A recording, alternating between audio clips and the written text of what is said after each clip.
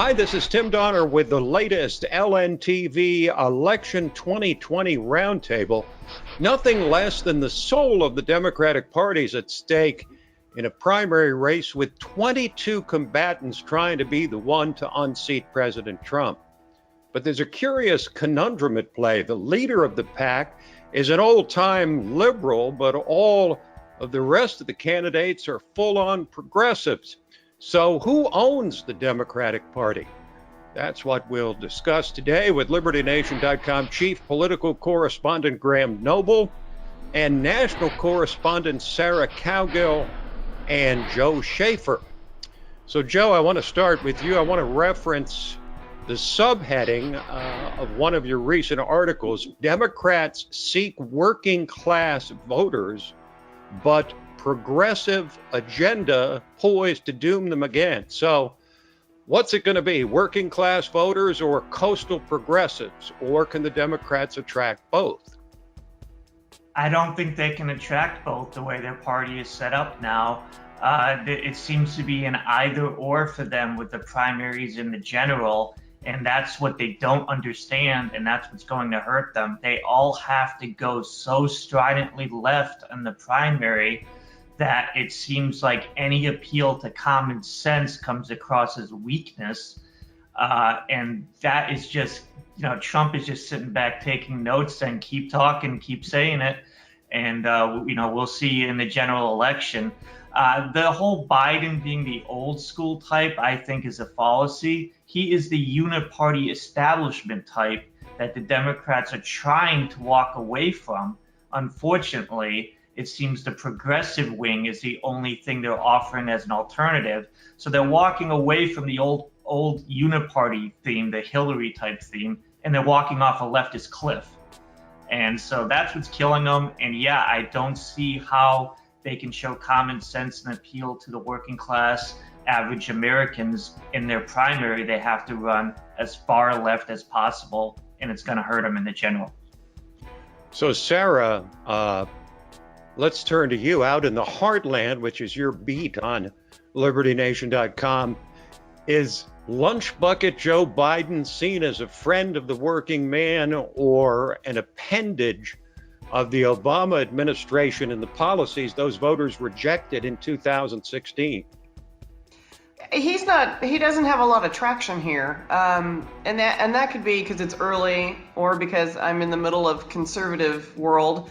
And it's really hard to get people to embrace anything going on with the Democrat primaries. People are scratching their head and laughing as they show it on Fox News or MSNBC. But nobody's really getting behind anybody at this point. The polls are showing Biden stridently ahead of everybody else. I mean, heck, Bernie's close, within 7 or 8 points on any daily basis, but the rest of the field is in single digits. So it's early. He has name recognition, but nobody in the heartland is buying that he is, the working man's guy. No one's buying that. So, Graham, let's turn to you. Can Joe Biden withstand the likely withering assault of 21 other candidates, all saying that Joe Biden is insufficiently progressive? I mean, Bernie Sanders has already started down that road. No, I don't believe that Joe Biden can withstand it. I think this election is going to be very much an election in which the character or the soul, if you like, of the Democratic Party shows itself for what it is, which of course the Democrats are now essentially the party of big business in terms of big tech and big social media. They are the party of the Northeast and West Coast left-wing elitists, and they're certainly not the party of the working man anymore. They may still be the party of the unions, but of course, the vast majority of American workers are not members of trade unions. And I think it's an illusion that Joe Biden or anyone else in the Democratic Party is a champion of the working man. They are only a champion of the unions. Well, Joe, Graham makes an interesting point about unions because at his kickoff speech in Pittsburgh, Joe Biden listed off all the union bosses who are supporting his campaign. And yet it was union blue-collar style workers that really got Trump elected in 2016. Are we seeing a division between the leadership of unions and the rank and file members? Yeah, I think that's a very important point. That's really the crux of the matter. Biden's very good at getting the traditional older Democratic ducks lined up, but that doesn't mean that there's grassroots people behind those ducks anymore. Again, he's playing an old playbook that is outdated here. I don't think these union people will support someone who truly is, looking out for American workers and jobs and stuff, which President Trump proved in 2016. But getting the old bosses on your side and, throwing out some Kennedy-esque quotes and whatnot, that's not going to be enough to just get the rank and file to line up and support whoever the bosses say to support. So he's running a very old school campaign, and I think he's taking a lot of these things for granted, and he's just saying, again, it's kind of like, I'm the guy, it's inevitable, I'm going to win, and I'm the only one who could beat Trump. And people don't fall for that argument in 2016, 2020. It doesn't fly anymore. You got to have more than that. So I think it goes back to, again, what I was saying. I truly believe the Democrats, like the Republicans in 2016, want to move on from this old machine politics. The Democrats have no young candidates who offer a valid alternative to the old machine politics, who aren't radically progressive like Ocasio-Cortez and the like. That is their big flaw. And Joe Biden appealing to the union bosses is not going to get those grassroots Americans, many of whom were union members in the heartland, who voted for Trump in 2016, to vote for them in 2020. Okay, Sarah, let's go back to you and talk flyover country again, your beat. You say that, the people out there aren't buying Joe Biden as lunch bucket Joe, as a friend of the working man. But come on, there's 22 candidates now in the Democratic field. Surely there must be one or more among them that flyover folks would be willing to support. Yes? No. Biden might be the only Democrat that they can embrace. In the Middle West, between the Appalachians and the Rockies, people don't believe in socialism. We don't like socialism. Nobody around here wants to embrace that.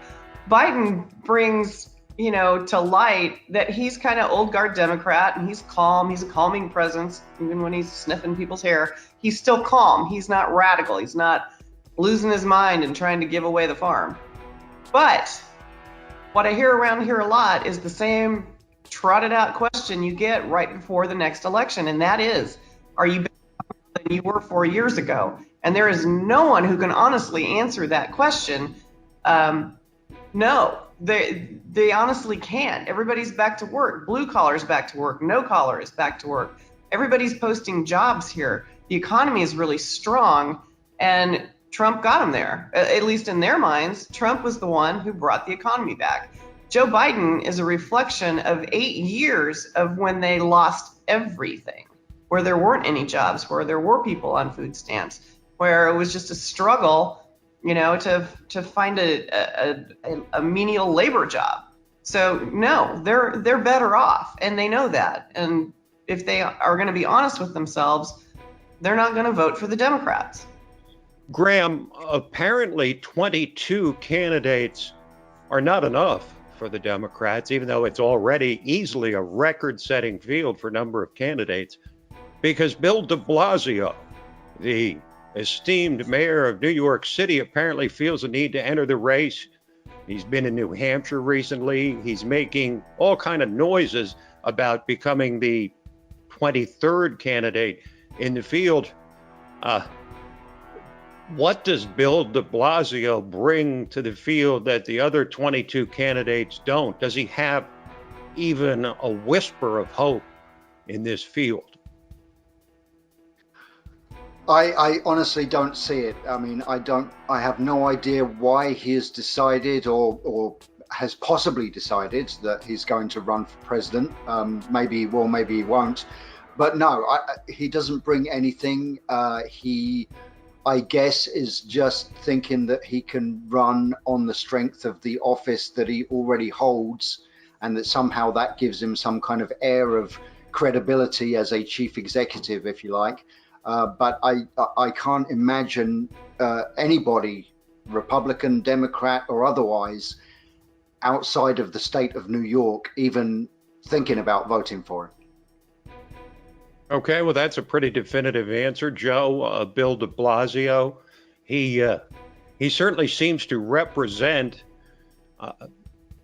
Eastern coastal elites. I mean, almost by definition, but he does have ties to the corporate community, which is unusual for a guy who openly proclaimed his support for the Sandinistas when he was first running for mayor of New York City.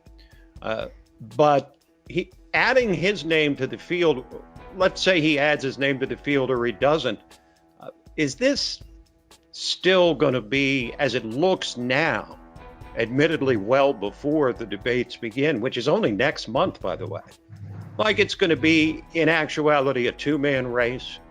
Biden, the so-called moderate, Bernie Sanders, the voice of the growing socialist majority in the Democratic Party? I think it's going to be just like the Kentucky Derby, if there are any horse racing fans out there. You had one of the front runners goes and runs the race, gets himself disqualified, and Joe Biden sounds like the type of person who will get himself disqualified, say something crazy, and then you're going to have a long shot come out of nowhere and get it by default, because these people at the top are so flawed. There has to be a surprise. I think that's what the Democratic Party is hoping for, that once these debates start, there's going to be a rising star somehow. But they're so mediocre. All these people, they've had plenty of time before the cameras and on podiums, and they've shown themselves again and again. There's no reason to expect a breakout performance by any of these people. And de Blasio certainly doesn't change that. So I think they're pinning their hopes on a pleasant surprise to sweep the field. And if it doesn't happen, they're going to have, to me, a very underwhelming favorite who has a lot of money. Either it's Biden or even Bernie. Bernie's got a lot of money, but he's got all that socialist baggage. I think they're really hoping one of the long shots emerges, and I think it's just not going to happen. Well, Sarah, among the field of 22 candidates, maybe soon to be 23, are 7 sitting senators, and many of them had an opportunity last week to grill the Attorney General William Barr, who was absolutely, I mean, they just withering assault on him in the Senate Judiciary Committee. They all had a chance to get their couple more minutes of fame. Kamala Harris, Amy Klobuchar, Cory Booker.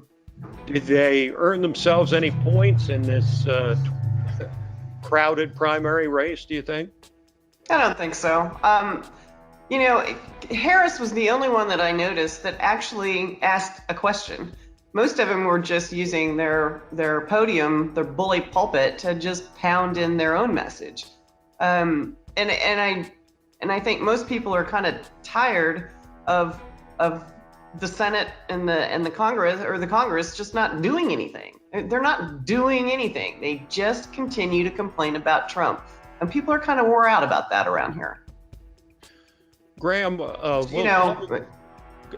ahead, Sarah. The shortest answer is no. They didn't earn any political stripes with that. Okay, Graham, well, we'll close with you. Any parting thoughts on the soul of the Democratic Party and which way it's headed, in the Biden direction or the direction of the other 21 candidates? I think, to be honest with you, Tim, that the Democratic Party is currently a party without a soul. Now, I'm not going to be partisan and say that the Democratic Party never had a soul, because that I don't believe that's true. But I believe currently it's going through a massive identity crisis, for want of a better term. I don't think they know what their soul is. Their base of support is largely made up of the kind of people that real liberals are not supposed to like very much. Elitists, people who are intolerant, narrow-minded. I think the Democratic Party wants to still pretend that it is the party of the American heartland and the blue collar guy and the worker, but that's nonsense. That's not true. The Democrats have as many connections into Wall Street as the Republicans do. They like to tout their small donors, but in reality they get a lot of big money from groups with very shady backgrounds and big business. And I just don't think the party has a soul. And this election coming up, 2020, I guess is going to tell us where the soul of the Democratic Party really is. But I think also that if they fail massively in 2020, and I think there is a good chance they will, it could be the end of the Democratic Party as we know it. Okay, well, there you have it. Our latest LibertyNation.com Election 2020 Roundtable is in the can. And thanks to Sarah Cowgill and Graham Noble and Joe Schaefer. Remember to subscribe to the LibertyNation.com YouTube channel for more of these roundtables and author interviews and 5 facts videos. And Truth is Making a Comeback TV. I'm Tim Donner. We'll see you next time on the next Election 2020 Roundtable.